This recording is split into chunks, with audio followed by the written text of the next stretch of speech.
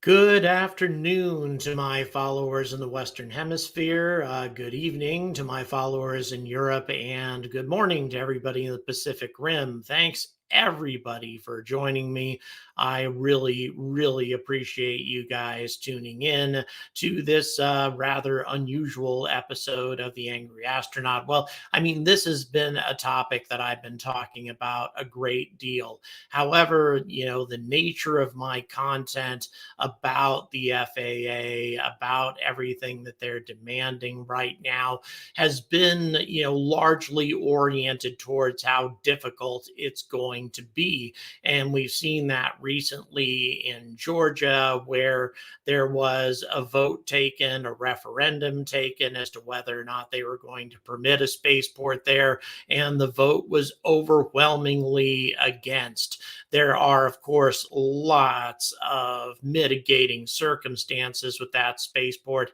In my opinion, it was a very, very stupid place to try to set up a spaceport. It was a Union Carbide facility with a tremendous amount of chemical waste and unexploded munitions and all sorts of other things. It would require a tremendous amount of cleanup work. I can't imagine how much cleanup work it would have taken in order to get all of that taken care of. But for some reason, the environmentalists are throwing more of a fit over the forest fires that a rocket launch could start or something like that. It seems to me that they would be, more focused on how do they intend to clean up all of this industrial waste. But that doesn't seem to be where the emphasis is. By the way, we've got things coming in through the chat right now. I'm sorry, I can't see it all that clearly. I don't know if we can increase the size. Anton Nim, thank you so much for your support. I apologize. We keep changing the nature of this screen, and my eyes keep getting worse and worse this week, and my birthday's next week. Okay, I can't wait. How happy I am to hear over a great trip for Sierra Space. Yeah, I think that's what you're referring to. Actually, today is my birthday. If I seem to be dragging, I really apologize. I had an early birthday celebration last night, and I won't lie, it's taking a toll on me. I didn't make very good decisions. Given how old I am, which is 53 friggin' years old. So after all, I'm not a kid anymore, and I shouldn't be doing this sort of thing. But what can you say? People make decisions and then they pay for those decisions. So anyway, there was a question, a super chat that was thrown out originally about the nature of LEO refueling and whether or not it might be better to use different types of chemicals during the process. The main problem that exists with LEO refueling is the whole reason that Elon Musk calls it LEO refilling, and that's because 2.5 times as much of the material that is liquid oxygen must be fueled into a rocket in conjunction with the actual propellant. An enormous amount of liquid oxygen needs to go into a rocket in order to make it function. It's one of the drawbacks, the many drawbacks of chemical rockets. Nuclear thermal engines, for example, only use propellant. They have to superheat the propellant using nuclear power and nuclear fuel, but nuclear fuel doesn't require nearly as much mass as liquid oxygen, not even close. And it's one of the things that makes nuclear thermal propulsion such a practical thing. So, in any event, looks like we have a stream issue. Not sure exactly what's happening there, but looks like we're back. Resetting. Okay. Thank you so much. I appreciate your support, Robert. And once again, any kind of support I receive right now is deeply appreciated. Going to Denver is not going to be that expensive of an undertaking. It's just plane tickets and rental car. I have family there, so I'll be able to stay with my father. Unfortunately, he doesn't have a spare car. My brother doesn't have a spare car, so I do need to pay those kinds of fees. And I never realized how stinking expensive rental cars are in Denver. At least they seem to have gone up crazily since the last time I checked. So any support I receive, whether it be on Patreon and PayPal in the description, or the support I'm getting right now, is greatly appreciated. I just received a huge amount of support from my viewers, my Patreon supporters, my Discord supporters. Earlier today, they made a huge amount of difference, pretty much funded about 80% of the trip. So really, I don't have a whole, at least as far as car rental and flight is concerned. So really not a whole lot left there. But here's the cool thing. Sierra Space is giving me access to the factory floor. I'll be seeing Dream Chaser up close and personal with its wings installed. This is not a mock-up. This is not a Pathfinder. This is the ship that is going to orbit this year to resupply ISS. I have been given a rare and generous privilege from Sierra Space. I am incredibly generous, or very, very grateful rather for that. It is a big thing. Seems like all of this will be destroyed by nuclear weapons before we can get nuclear propulsion. Dear God, I hope not. Given everything that's developing in Ukraine right now, it is a tricky thing at the moment. There's no question about that. It is deeply disturbing, everything that's happening there, especially with recent developments that have been announced, saying that there's going to be the Russians consider any Western resupply convoys that involve weapons anyway as free targets to the Russian military. What that means exactly, I'm not entirely sure. Thank you so much. I appreciate that. I think it's Connie Hill. I'm sorry. Once again, my eyesight. Come hell and high water. Come hell and high water. I apologize. The print's a little small on my screen. Let me see if I can increase the size of it. Just 1 second. There we go. I got some help there. Bear with me for just one moment.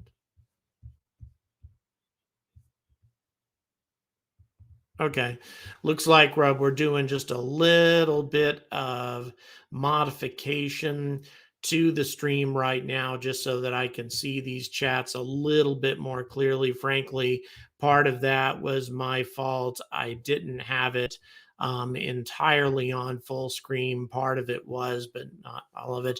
It's a little blurry, to be honest. I'm corresponding with that, but now I can see it. So thanks so much. I really do appreciate it. And yes, indeed, it does help. Anything I receive right now is of great help. The Ukrainian crisis has brought advertising revenues down. People are locking down, they're being very cautious. And so advertising revenues on YouTube, along with everything else, it's just suffering. But that's my problem, not yours. So let's continue moving on. The FAA, I've talked so much about how the FAA, all the different reasons that they're going to say no, or they're going to say that they need more environmental studies carried out. There's a lot of conversations going on between ULA, or rather between SpaceX and the FAA. It is very, very unpleasant at the moment. By the way, what rocket is Dream Chaser flying on? A question that was just asked. It's flying on Vulcan Centaur officially. However, it can also fly on an Atlas V. It can also fly on an Ariane 5 or 6. And it can also fly on a Japanese H3. It's designed to fly on a very wide variety of rockets. So that's a very big deal. By the way, guys, Please like, please subscribe. I really appreciate any support that you can give me. Subscribing to this channel definitely makes a big deal as far as that's concerned. But here's why. The FAA needs to give approval, and they need to give approval now. We are seriously behind on Artemis. We are so far behind that it's humiliating, actually.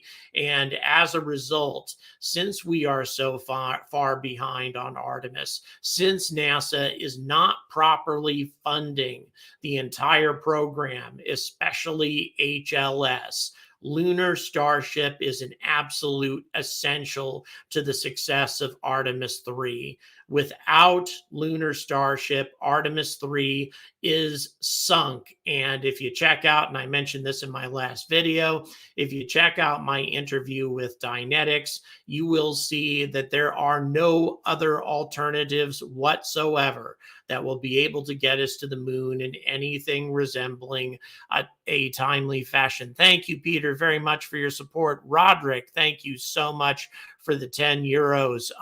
Let's see, what we would not do it here, but could the president allow flights with a presidential decree? Interesting. I think the president can only do those sorts of things under state of emergency situations per the Patriot Act. I think that if he can regard it as an immediate threat to American security or something, then he may be able to override it. There can also, there are executive orders. Maybe he could make an executive order about that, but then he's overriding the FAA, and that would be something that would be pretty unpopular, I must admit. That would not. Thank you so much. I really appreciate that. I think it's a WX viewer. Thanks so much, and I will enjoy my trip. Let me tell you, I am getting access to the factory floor of Sierra Space in a way that I don't think any YouTuber has. Chris, thank you. My God, 50 quid. Thank you so much for your support. Unbelievable, just mind-blowing the support I'm getting today. You guys are the best indeed. If I was Elon, I'd start shopping his concepts to the highest bidder. Well, that is indeed the problem. He has flat out said that if he doesn't get approval from the FAA now, in other words, in March, if they come back and tell him that further environmental studies are required, then he is going to move this out to Cape Canaveral. Cape Canaveral construction and implementation would take a minimum of 8 months, and more probably somewhere around an extra year. It would put us in a much tighter spot, to say the least. Bear with me for just one moment. Let me go ahead and check. I'm just checking my Discord comments. We desperately need nuclear thermal. A properly designed nuclear thermal could last decades. Yes, very well put, Abigail Dante. Let's see here. Bear with me. Don't forget this. Okay, there's apparently some comments being made here about the stream and that sort of thing. That's not a question for now. We're stuck in the chemical propulsion to get us off the ground. Very much the case. That is absolutely a requirement. Lord Michael Burkhart says we need a lunar base if the refilling is accurate, even though we can't get methane from the moon. It is 45% oxygen, would save about 2/3 of the launches needed to refill Starship. Very true indeed. Honestly, a multi-fuel nuclear thermal is still the best option since its only reaction mass. It can use just about anything. Tunster says we need to get 99.9% out of chemical nuclear to get on the next physics. as we may not discover it on Earth. On the FAA issue, the fact that the Western world is turned into a state of health and safety bubble, we cannot do anything at speed anymore. Very true indeed. Abigail Dante says, I still think that a water fueled nuclear thermal would work well with electrolysis to split it and have a twin fuel drive with hydrogen going through the engine, oxygen going through another. This would help with the storage problems of liquid hydrogen and liquid oxygen. Russ says SpaceX seems married to the development at Boca, but operating out of Kennedy Space Center. Even if the environmental survey stretches things out, it's likely that in the long run, they'll have a higher developmental launch cadence at Boca than they would get at KSC. Carl Thermal says, I think you want a propellant with molecular weight as low as possible for nuclear thermal. That's true. Hydrogen is absolutely important. Maybe Saudi Arabia could buy a space program for SpaceX. I don't think they'd turn it down. The United Arab Emirates. SpaceX is building a second Starbase, so to speak, out at Cape Canaveral. They're beginning work right now. It's become obvious that they're going to require 2 launch pads in order to properly refuel Starship in a prompt fashion. So they are working on that, but unfortunately, they're not nearly as far along as they are at Boca Chica. And this is why we need the FAA to give this approval. We are going to be in serious trouble otherwise. What happens if the FAA disapproves? There's 2 different versions of disapprove. Number 1 would be to require a much more in-depth environmental study. And that would be something most probably demanded by the Fish and Game Association and department, rather, and other environmental departments of the U.S. government. If that is indeed the case, that's something that takes many months, if not years. That's something that's already been done at Cape Canaveral. It's through. They're completed. They're ready to launch from there. It has yet to be done at Boca Chica. And I continue to wonder, why did Elon not get this started earlier? Why did he not apply for this approval right when SN9 or SN8 or something like that went off the ground? That was a strange thing indeed. Biden waiting to buy SpaceX shares before allowing FAA to allow launches. Maybe so. Maybe so indeed. Don't forget, they can launch twice as fast with Boca and KSC working at the same time, says Tunster. Abigail Dante says it depends on what sort of fuel available where you are. What do you call a metric ton of poop? Well, it's kind of methane, isn't it? And if that's a joke, Putin, thank you very much. I should have caught that, but I am running on fumes right now. Let me tell you, this is one of the tougher live streams that I've done. Let me tell you, but I shall continue to power through one way or another, get my second wind. When I read the thumbnail, I read it like Gruber and Die Hard. You want a miracle, I give you the FAA. Yes, John, thank you very much for the super chat that just came in here. I do appreciate that. From Ireland, lovely country. It was a magical experience when I went there as a kid. I stayed in a house that was built off of a pale tower, actually. For those of you who are not familiar with Irish history, the English built things called pale towers in order to enforce their control over Ireland. But in any event, somebody decided to turn it into a bed and breakfast built off of the pale tower. And as a 9-year-old kid, I was specifically told not to climb the pale tower, and I did. And it was one of the most magical moments of my life early in the morning in Ireland.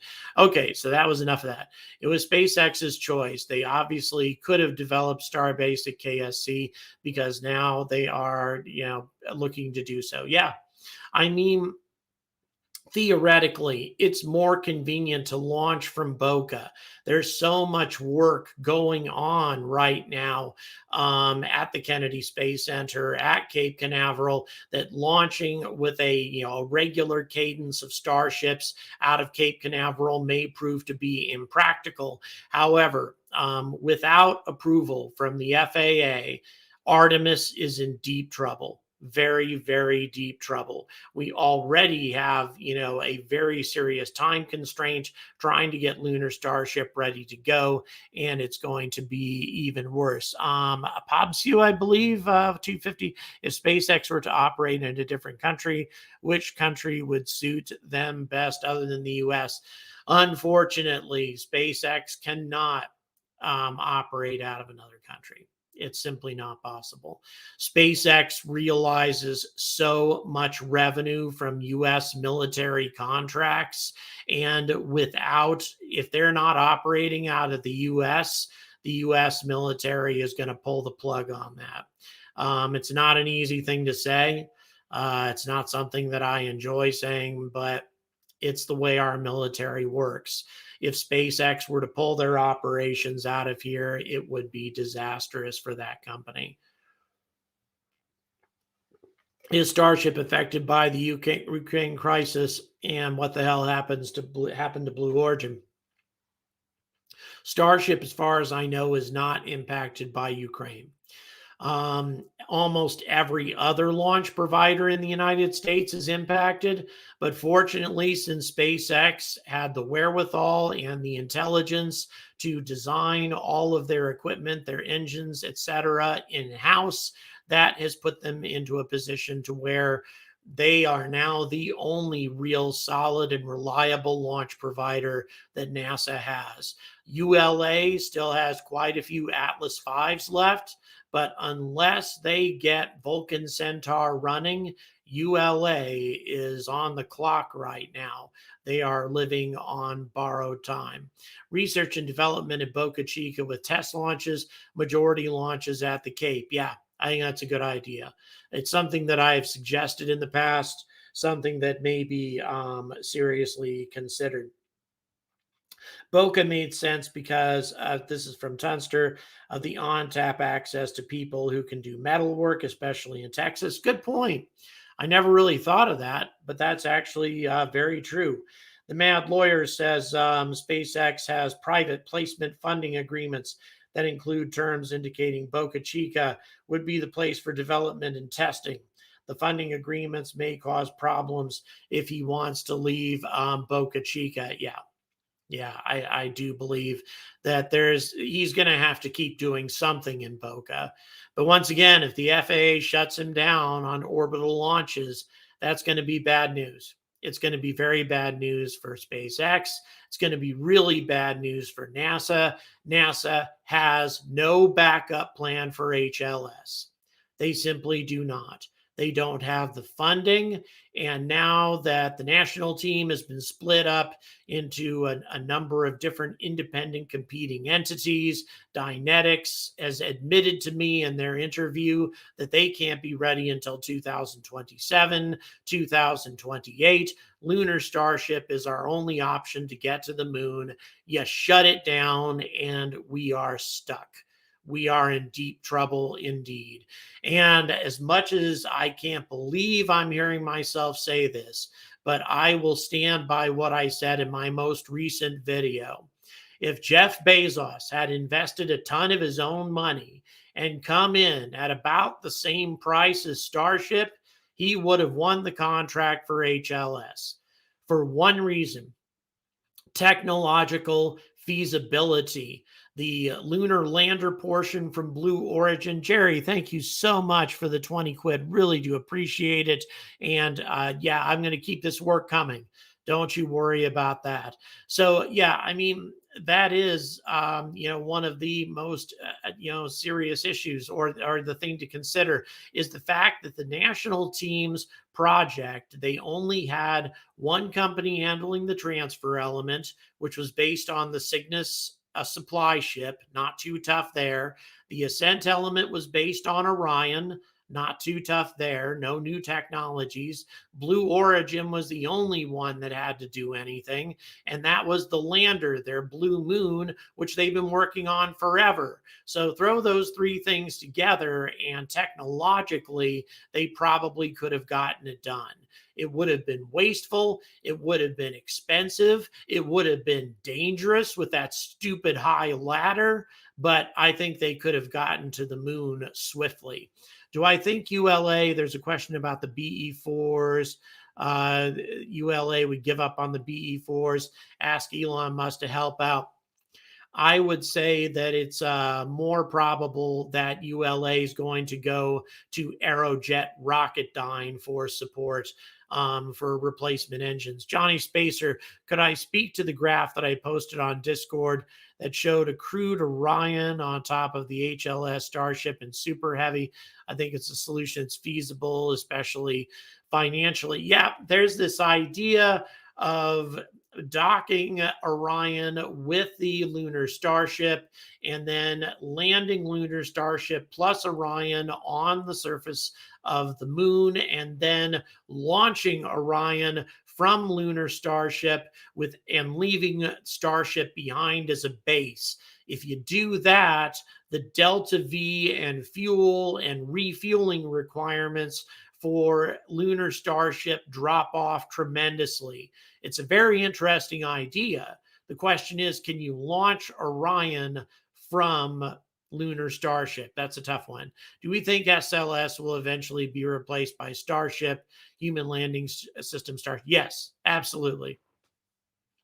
I do believe that SLS and the HLS system, all of it, a sustainable landing system that can put large bases on the moon. Starship makes sense for scouting out new locations on the moon, exploratory missions, that sort of thing. I still think Alpaca is a good solution, but unfortunately, Congress isn't going to fund it.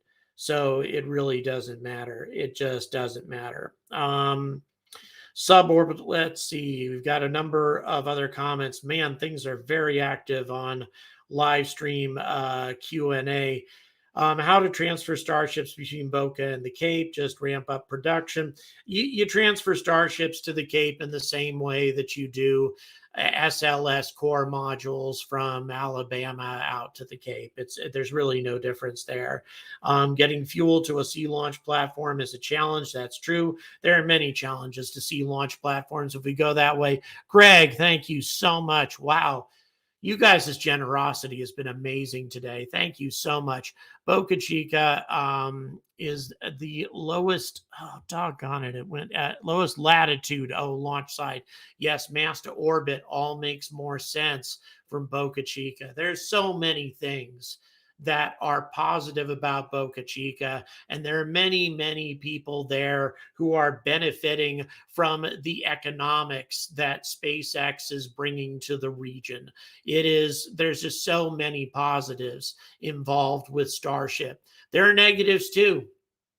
There's no question there's negatives. I've talked about them in my videos, but I do believe that now that FAA has made their commitment, now that the FAA made a commitment to put a big, space base, a big launch facility in Boca Chica in the first place, to pull the plug at this point when they knew damn well what Elon Musk was going to be doing is absolutely absurd. But not only is it unfair, it's going to be damaging. It's going to be destructive to the U.S. space program and to our Artemis ambitions. Do I think in the future when we establish lunar bases, would SpaceX build starships on the lunar surface with 4 times lower gravity, or is it too risky or complicated? No, I do believe that ultimately SpaceX will manufacture starships on the lunar surface.